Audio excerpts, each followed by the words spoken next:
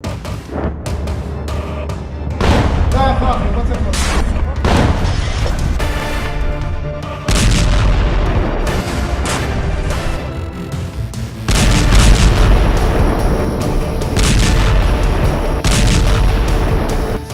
शिफा अस्पताल की हालत देखकर ही पूरी दुनिया में हड़कंप मचा हुआ है। अरब देशों की जनता गुस्से से भरी हुई है और अब इजरायल एक नहीं बल्कि अल शिफा जैसे हालात कई अस्पतालों में पैदा करने जा रहा है।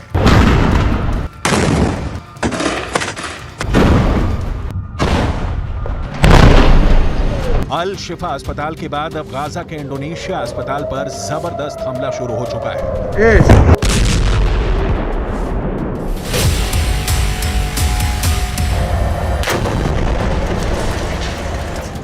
पूरे अस्पताल को घेर लिया गया है। अस्पताल के आसपास तोपखाने लगा दिए गए हैं और फिलीपींस के अखबार जो रिपोर्ट्स दे रहे हैं उसके मुताबिक अस्पताल के अंदर दहशत इतनी ज्यादा है कि लोग बेहोश होकर गिर रहे हैं।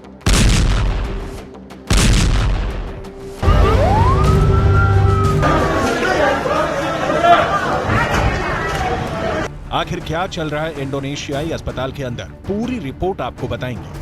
एक तरफ गाजा पट्टी पर आफत टूट पड़ी है और दूसरी तरफ जॉर्डन के बादशाह और उनके वारिस यानी उनके बेटे गाजा पट्टी के लोगों के जख्मों पर नमक छिड़क रहे हैं। हमास की ताकत को इजरायल इस कदर नस्तोनाबूद कर रहा है कि पिछले 72 घंटे से इजरायल की राजधानी तेल अवीव पर एक भी मिसाइल अटैक नहीं हुआ था। और जब सोमवार को तेल अवीव पर एक मिसाइल अटैक हुआ तो जहां से मिसाइल अटैक हुआ उस रॉकेट लॉन्चर को भी गाजा के अंदर जाकर इजरायल ने तबाह कर दिया है।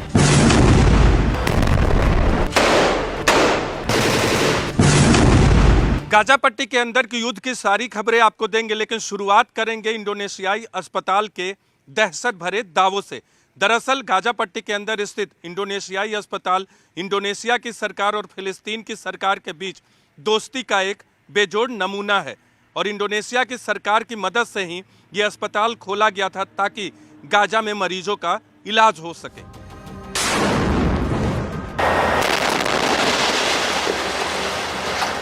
लेकिन अब इस अस्पताल के अंदर और बाहर एक बड़ी लड़ाई चल रही है। फिलिस्तीन के अखबारों से जो जानकारी सामने आ रही है उसके मुताबिक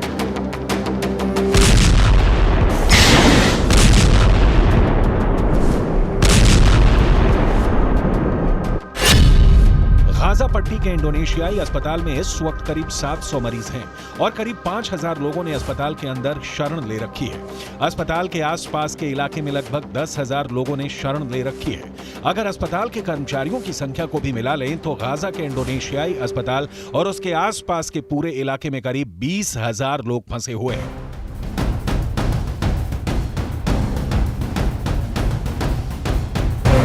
और इन 20,000 लोगों को इजरायल की डिफेंस फोर्स ने घेर लिया है। फिलिस्तीन के अखबार जो रिपोर्ट्स दे रहे हैं उसके मुताबिक इंडोनेशियाई अस्पताल को इजरायल ने अपने तोपखाने से घेर रखा है। गाजा के स्वास्थ्य मंत्रालय के प्रबंधक मुन्नेर अल बुर्रा ने इंडोनेशियाई अस्पताल का आंखों देखा हाल प्रस्तुत किया है। गाजा के स्वास्थ्य मंत्रालय के प्रबंधक का कहना है अस्पताल के बाहर निकलने की कोशिश जो भी कर रहा है उसको इजरायल डिफेंस फोर्स गोली मार दे रही है। कई लोग मारे जा चुके हैं और उनकी लाशें इंडोनेशियाई अस्पताल के बाहर पड़ी हुई हैं। इन लाशों को कफन ओढ़ाने वाला भी कोई नहीं है।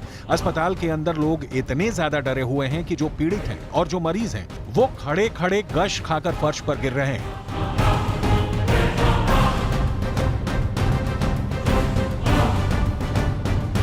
अब ऐसे में सवाल ये उठता है कि आखिर इजरायल डिफेंस फोर्स गाजा पट्टी के अस्पतालों को निशाना क्यों बना रही है। इजरायल के प्रधानमंत्री बेंजामिन नेतन्याहू पहले ही ये कह चुके हैं कि हमास के आखिरी आतंकवादी के मारे जाने तक जंग जारी रहेगी और इजरायल डिफेंस फोर्स की तरफ से ये कहा जा चुका है कि गाजा पट्टी के अस्पतालों को आतंकवादी अपने बचाव के लिए मानव ढाल की तरह इस्तेमाल कर रहे हैं और इसीलिए इजरायल डिफेंस फोर्स अल शिफा के बाद अब इंडोनेशियाई अस्पताल पर भी हमला शुरू कर चुका है।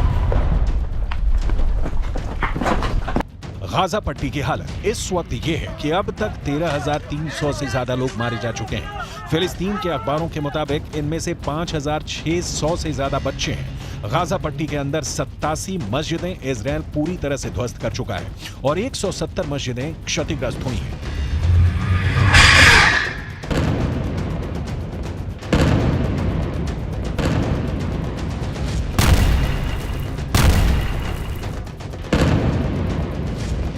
गाजा में एक बहुत बड़ा नरसंहार हो रहा है, लेकिन उसके बाद भी अमेरिका के नेशनल सिक्योरिटी काउंसिल के प्रवक्ता जॉन किर्बी ने पत्रकारों के सामने एक प्रेस कॉन्फ्रेंस में कहा है कि गाजा पट्टी में कोई नरसंहार नहीं हो रहा।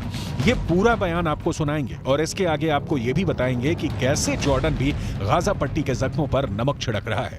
लेकिन सबसे पहले अमेरिका के उस पाखंड के बारे में बताना जरूरी है जो बिल्कुल साफ नजर आ रहा है। यूक्रेन और रूस के युद्ध में जब पुतिन की मिसाइल यूक्रेन पर कहर बनकर टूट रही थी और करीब 1000 यूक्रेनी बच्चे हताहत हुए थे, तब ही अमेरिका ने यह कहना शुरू कर दिया था कि पुतिन नरसंहार कर रहे हैं। लेकिन गाजा पट्टी के अंदर हजारों मौतों के बाद भी अमेरिका इसे नरसंहार नहीं मान रहा। यह अमेरिका के दोहरे मापदंडों का बुक टेक्स्ट एग्जाम्पल है।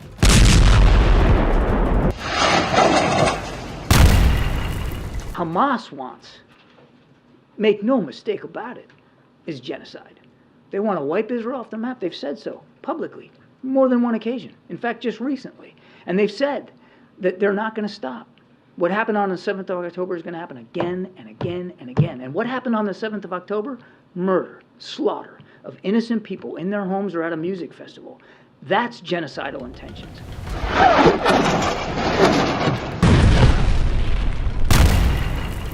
मलेशिया के प्रधानमंत्री अनवर इब्राहिम ने कहा कि यूक्रेन की घटनाओं को नरसंहार मानना और गाजा पट्टी के मौतों को नजरअंदाज करना वैश्विक पाखंड है।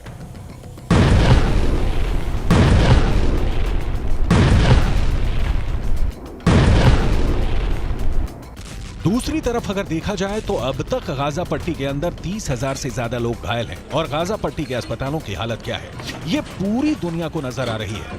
जॉर्डन ने गाजा पट्टी के घायल लोगों के लिए इजिप्ट के अंदर एक फील्ड हॉस्पिटल बनाया है। किंग अब्दुल्ला के बेटे खुद इस अस्पताल की निगरानी करने के लिए गए, लेकिन आपको जानकर हैरानी होगी कि इस फील्ड हॉस्पिटल में मात्र 40 बेड हैं, जबकि गाजा के अंदर 30,000 से ज्यादा लोग घायल हैं। और इन हालात में एक फील्ड हॉस्पिटल में मात्र 40 बेड का इंतजाम लोगों के लिए क्रूर मजाक है। عملية مش سهلة بس أهم شيء المعنويات تفضل عالية إن شاء الله. إن شاء الله. إحنا زي ما بنعرف الجيش العربي ما شاء الله إحنا دائما بنقوم بالواجب وأقل شيء بنقدر نعمله إنه نحاول نساعد إخواننا في غزة وفلسطين. فأكيد بدنا نعمل أكثر دائما بس أنتم ما شاء الله يعني فرصة إنكم تساعدوا الناس ونقدم الإشي اللي هم محتاجين. إن شاء الله. إن شاء الله. إحنا كلنا فخورين فيكم وراح نتابع كل الأمور أول بأول. أهم شيء التنسيق بيناتكم والمعنويات تفضل عالية.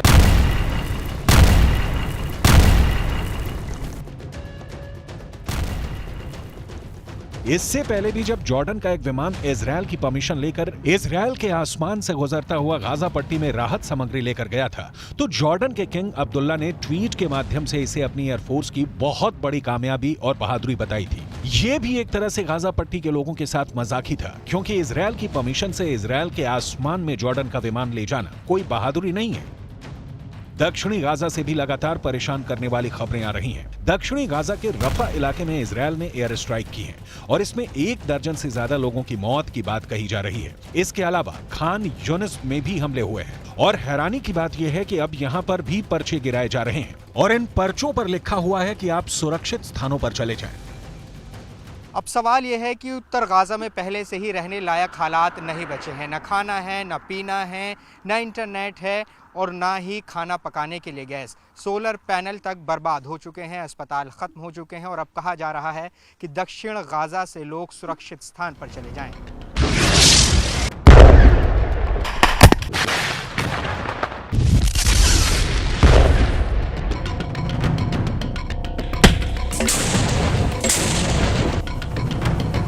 जबकि संयुक्त राष्ट्र पहले कह चुका है कि गाजा पट्टी में कोई भी स्थान सुरक्षित नहीं है। ये गाजा पट्टी के लोगों पर एक और बहुत बड़ी त्रासदी है।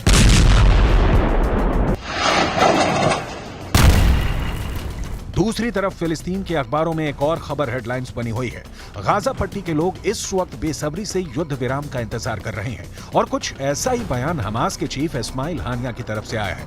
इस्माइल हानिया ने एक टेलीग्राम चैनल पर बयान दिया है कि समझौते की बातचीत फाइनल हो चुकी है, सिर्फ कुछ चुनौतियां बाकी हैं।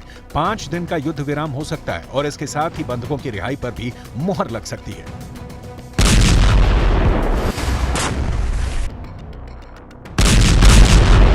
מקדים כרגע בהגנה מאוד חזקה ומאוד יוזמת בצפון על מנת להשיג ניצחון מוחץ בדרום. יעד ראשון, חיסול החמאס, לא עוצרים עד שמבצעים. יעד שני, החזרת החטופים. אנחנו מתקדמים. אני לא חושב שכדאי להכביר מילים אפילו לא ברגע הזה, אבל אני מקווה שיהיו בשורות טובות בקרוב. दूसरी तरफ इजरायल के प्रधानमंत्री बेंजामिन नेतन्याहू ने एक बार फिर से उन पीड़ित परिवारों से मुलाकात की है जिनके सदस्यों को हमास के आतंकवादियों ने किडनैप करके गाजा पट्टी में रखा है। इन परिवारों ने इजरायल के प्रधानमंत्री बेंजामिन नेतन्याहू से मुलाकात की है और बंधकों को जल्द रिहा करवाने की अपील की है। 6 weeks and 2 days that our beloved ones are in Gaza. We don't know how they feel, if they are healthy, if they're alive. Even alive, we have no information, zero information. It's raining, it is cold now, and we don't know what is the situation of the hostages. We came today to talk to the cabinet, the war cabinet, and get answers for our questions. बंधकों के परिवार की Israel cabinet से भी मुलाकात हुई। इस दौरान काफी गुस्सा देखने को मिला। बंधकों के परिवार की सरकार के अधिकारियों से तीखी बहस हुई।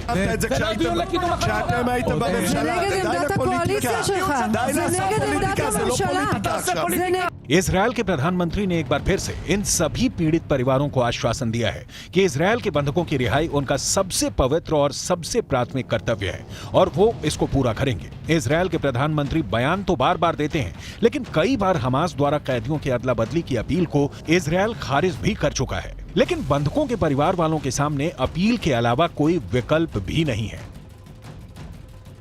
इजरायल अपनी आक्रामक युद्ध शैली से किस तरह हमास को घुटनों पर ले आया है, ये बात इस खबर से भी साबित होती है कि पिछले 1 महीने में फिलिस्तीन के कैदी इजरायल की जेलों में मारे गए हैं। फिलिस्तीन के अखबार दावा कर रहे हैं कि हाल ही में फिलिस्तीन के एक कैदी को इजरायल की जेल में ही पीट कर मार दिया गया, लेकिन उसके बाद भी हमास सब बंधकों को रिहा करके समझौता करना चाहता है। यही इजरायल की वो दहशत है जिसे वो कायम करना चाहता था।